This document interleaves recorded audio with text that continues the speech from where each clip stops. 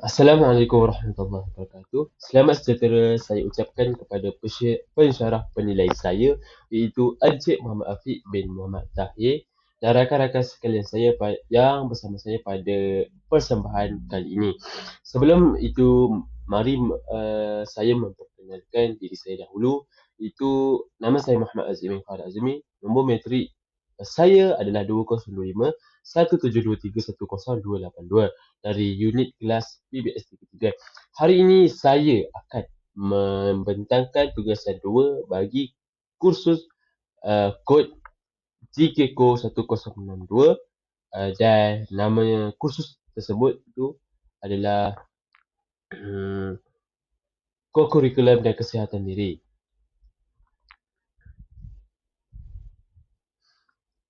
Yang akan saya laksanakan secara komprehensif melalui kerangka KPPB stand alone. Fokus utama pembentangan ini adalah untuk mengupas tugasan arahan tugasan iaitu guru kompeten digital dalam menjana kokurikulum yang dinamis. Okey, mari kita lihat pada isi kandungan. Lebih idea itu tugasan arahan tugasan utama itu tajuk guru kompeten digital yang menjadi kurikulum yang dinamik. Terus utama arahan ini adalah inovasi, inklusiviti dan relevan. Inovasi itu mengubah aktiviti statik kepada interaktif. Itu kepada semua. Untuk inklusiviti itu membuka ruang penglibatan murid tanpa batasan masa dan geografi.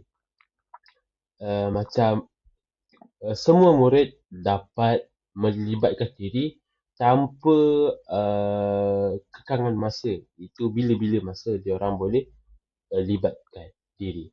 So the last one is relevant. Itu melahirkan generasi masa depan yang kompeten untuk mendapat cabaran industri digital. Aktiviti untuk memahami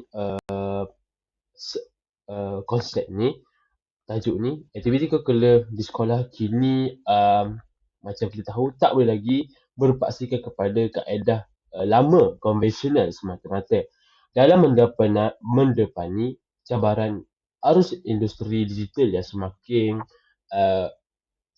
maju, penguasaan kemahiran teknologi maklumat dan komunikasi atau dipanggil PMK dalam kalangan guru amat kritikal untuk mengajar murid-murid. Guru kurikulum perlulah mahir mengaplikasikan teknologi bagi meningkatkan keberkesanan profesion. Langkah ini sangatlah penting untuk melahirkan generasi masa hadapan yang kompeten, yang dapat berdaya saing pada peringkat global serta berupaya mendepani dan menangani pelbagai cabaran kehidupan seharian. Untuk menerusi video kita pada hari ini, kita akan masuk dalam tajuk dalam aspek kerangka dasar pendidikan digital DPD KPM. Konsep utama untuk tajuk ini adalah untuk keselarasan konsep dengan Kementerian Pendidikan Malaysia. Melalui DPD yang diluncurkan pada tahun 2003, KPM telah menetapkan garis komprehensif bagi menerjemahkan transformasi teknologi ke dalam amalan pendidikan harian, termasuk di dalam sektor pengurusan pelaksanaan kurikulum di sekolah. Okey, nombor satu, keselarasan konsep. Nombor dua, analisis tiga teras utama DPD 2003 dalam konteks kurikulum. Pelaksanaan agenda digital cyber ini didukung secara holistik oleh tiga teras utama yang saling bersandara antara satu sama lain. Yang pertama, murid fasih digital. Iaitu melahirkan murid yang bukan hanya menggunakan gadget untuk hiburan atau menghabiskan masa semata, malah bijak memanfaatkan teknologi secara kreatif. Fokus utama teras ini adalah mengubah peranan murid daripada pengguna pasif kepada pencipta kehidupan seperti content creator yang aktif. Aplikasi kurikulum sebagai contohnya, Sebagai contoh, itu Google Site untuk e-profit club atau menyunting video pendek kreatif untuk kampus tuan dengan menggunakan CapCut atau Canva. Okey, terus yang kedua itu pendidik komputer digital. Bermaksud meningkatkan keupayaan dan keyakinan guru untuk mengintegrasikan alatan digital dalam pengajaran, pembelajaran atau pengurusan dalam kelas. Guru tidak lagi menggunakan kaedah rigid, sebaliknya membimbing murid tentang aspek keselamatan di digital.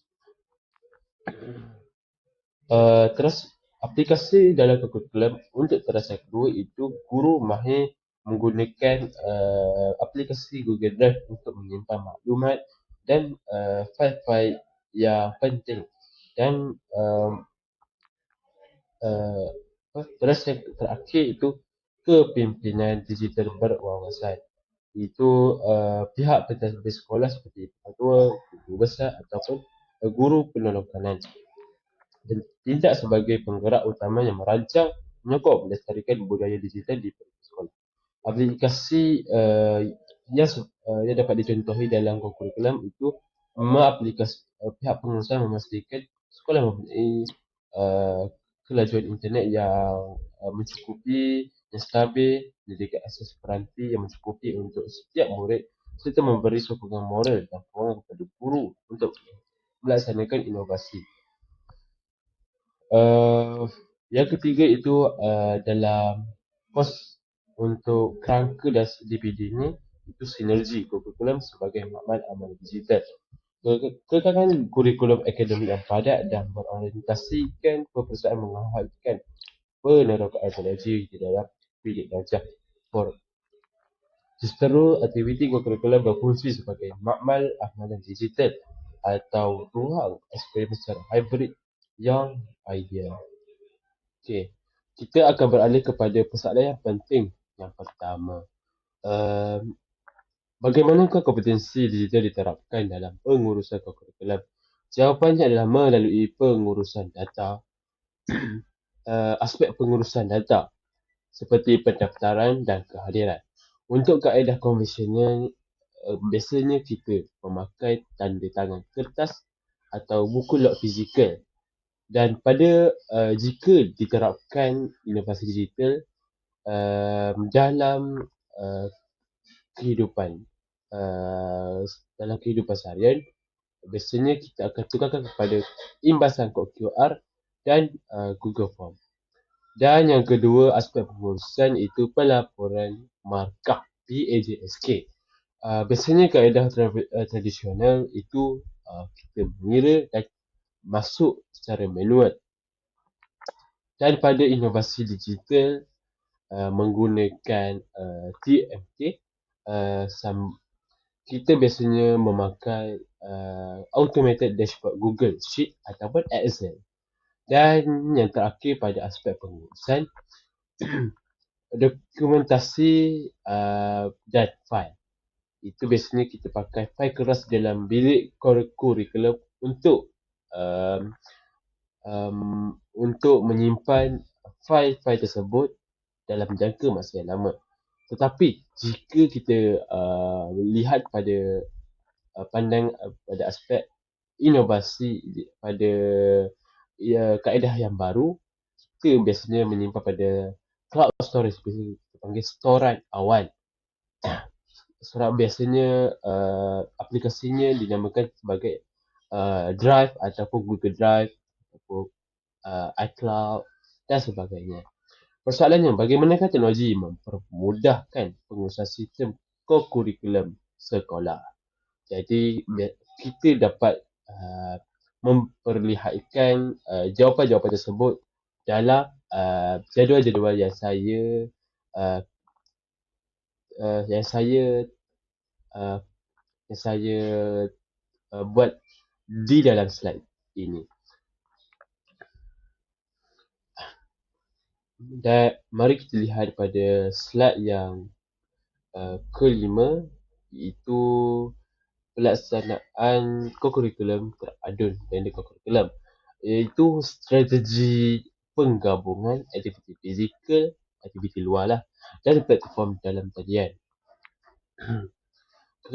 Seperti sebagaimana kita tahu, kekangan masa atau gangguan cuaca di luar seperti di padang dapat diatasi dengan memindahkan pembelajaran, memindahkan penyampaian teori kepada platform digital dalam talian seperti Google Classroom. Penyampaian teori unit uniform ini dapat lebih meningkatkan keberkesanan melalui Google Classroom. Yang kedua itu penggunaan kuis interaktif seperti quizzes dan Kahoot untuk menguji kefahaman undang-undang permainan dan pemahaman sesuatu subjek yang diuji. Dan tambahan juga, aplikasi ini dapat menarik minat pelajar kerana mempunyai grafik-grafik yang dapat menyeronokkan mereka. Yang ketiga, penyimpanan video demonstrasi sebagai contoh ikatan tali atau pertolongan cemas di dalam platform YouTube sebagai rujukan berterusan murid bila-bila masa.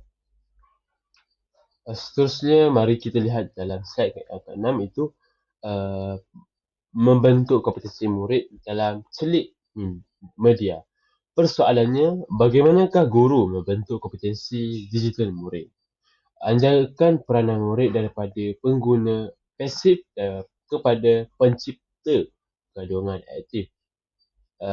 Seperti aktiviti inovatif yang saya paparkan dalam slide ini, iaitu pencipta kandungan video, membuat infografik yang kreatif dan analisis data. Melalui aktiviti kelab dan persatuan, guru yang kompeten digital akan mendorong murid menjadi pencipta kandungan aktif. Sebagai contoh,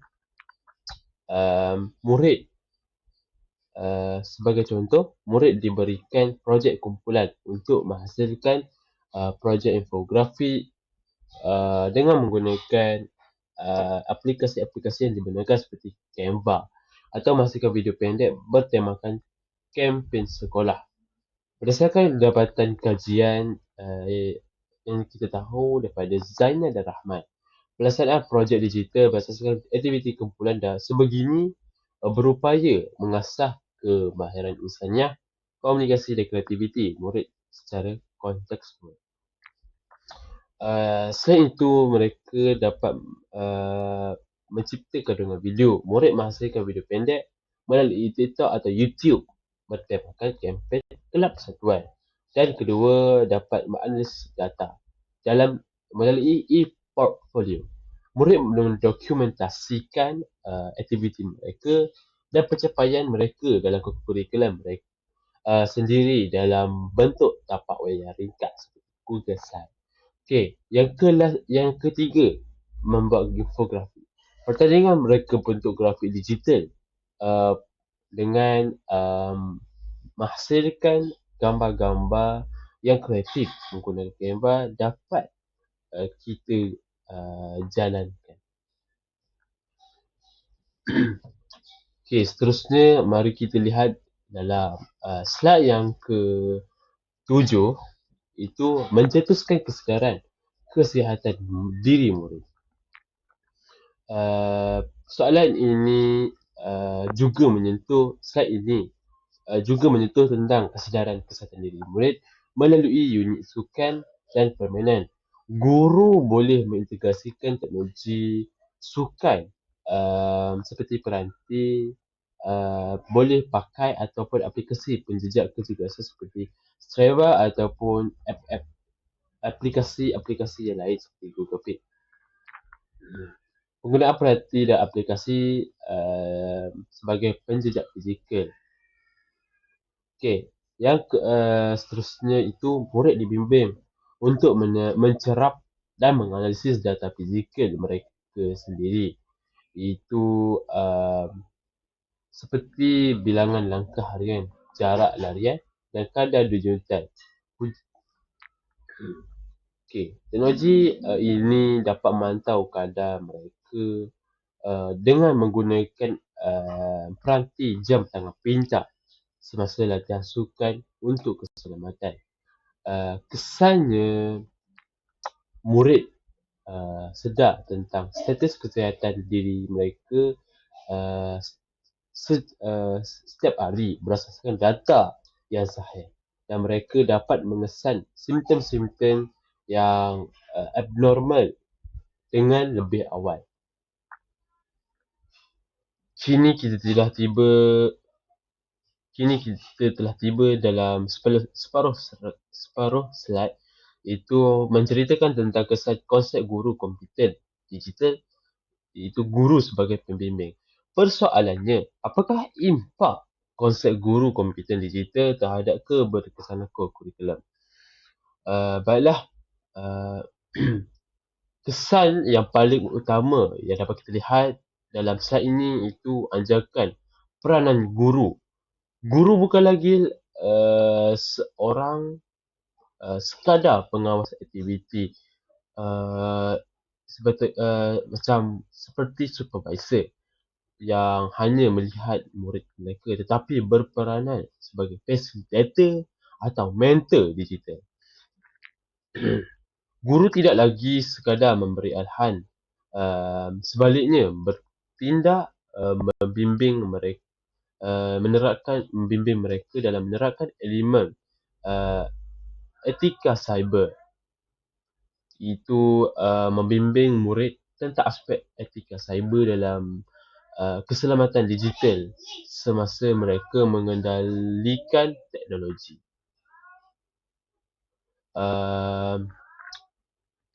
Selain itu, kita dapat lihat keupayaan guru yang mampu menyuntik elemen inovasi yang berterusan,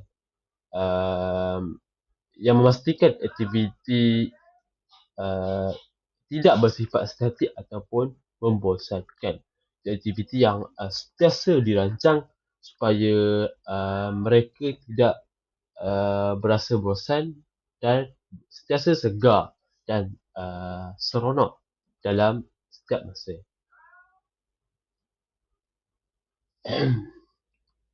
Sudah sampai kita dalam slide yang ke-9, iaitu impak nyata terhadap keberkesanan kurikulum. Keberkesanan ini dapat dilihat melalui pelaksanaan pentadbiran berdasarkan e-portfolio. Itu perubahan peranan guru dalam minat dan penglibatan. Itu murid lebih tertarik dengan aktiviti yang mempunyai elemen interaktif cyber. Dan yang kedua itu ketelusan pentadbiran. E-portfolio membolehkan ibu bapa melihat perkembangan bakat anak mereka secara langsung. Malah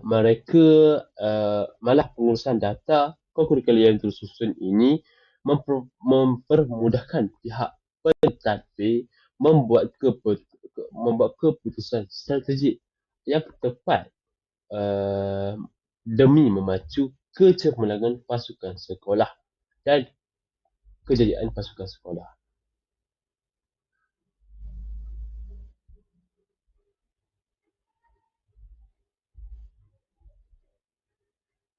Okey, mari kita lihat dalam aspek inovasi dan masa depan. Sukan elektronik e-sport sudah popular dalam sosial media. Itu melatih aspek strategi, refleks dan kerja berpasukan secara sihat. Yang kedua, simulasi realiti maya yang sudah popular di serata pelosok dunia.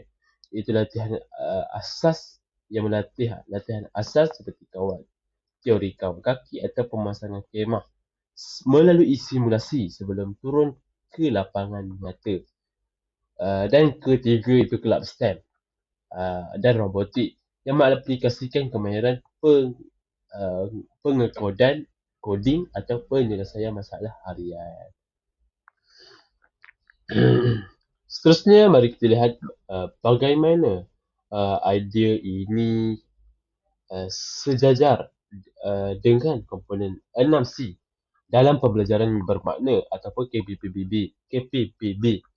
Tiga komponen pertama ialah kreativiti. Kreativiti murid menghasilkan kandungan. Kreativiti ni biasanya ditunjukkan apabila murid diberi ruang untuk menghasilkan produk digital yang inovatif seperti video dan atau kempen kreatif kelab. Yang kedua iaitu collaboration. Collaboration ni biasanya murid bekerjasama secara hybrid menggunakan aplikasi awal, biasanya storage Google Drive lah, untuk menguruskan organisasi persatuan merentas pada fizikal. Yang ketiga itu communication, komunikasi lah. Murid menggunakan platform digital untuk menjalankan advokasi kesihatan dan menyebarkan maklumat yang jelas dan efektif untuk komunikasi luar. Tiga komponen 6C yang seterusnya ialah critical thinking, pemikiran kritikal. Murid menganalisis data kecergasan daripada aplikasi penjejak untuk merancang strategi latihan masukan yang selamat. Yang kelima, karakter. Itu maksudnya memupuk nilai kebertanggungjawaban, disiplin diri serta penyerapan etika cyber yang tinggi dalam kalangan murid semasa berada di alam maya. Yang akhir sekali, citizenship, itu kewarganegaraan. Murid menggunakan platform digital co-curriculum untuk menyumbang mesej positif dan khidmat masyarakat digital demi kelestarian komuniti, demi kelestarian masyarakat awam. Reflektkan diri biasanya komputer digital. Guru bukan lagi satu pilihan, melainkan satu keperluan demi kelestarian kualiti pendidikan secara nasional. Okay, sudah sampai kita pada penghujung video pembatakan saya. Sebelum saya mengakhiri video ini, saya ingin memberi kata-kata ringkas untuk penonton-penonton berada di luar sana, iaitu guru yang komputer digital yang bijak IT merupakan pemacu utama kepada generasi kepada kelestarian co-curriculum yang dinamik. Integrasi teknologi yang bijak bukan sahaja mempermudahkan urusan pentadbiran, malah secara langsung memacu atau meningkatkan pembentukan modal kemenjadian murid holistik dari aspek jasmani, emosi, rohani, intelek dan sosial demi mendepani cabaran masa hadapan. Setakat itu sahaja daripada pembatangan saya. Wabillahi taufiq wal hidayah. Assalamualaikum warahmatullahi wabarakatuh. Sekian, terima kasih dan selamat menghabiskan masa anda.